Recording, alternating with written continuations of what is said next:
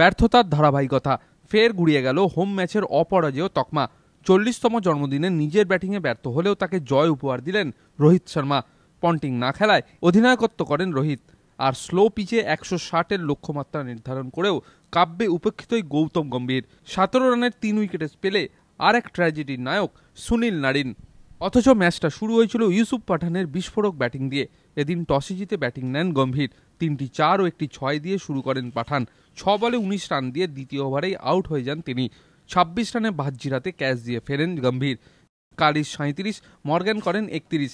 33 রানে সপ্রতিভ মনোজ তিওয়ারিও। তবে শেষ ওভারে ইয়র্কারের বিষে মালিঙ্গা 2টি উইকেট না উপড়ে দিলে নাইটদের স্কোরবোর্ডের গতি আরও বাড়ত।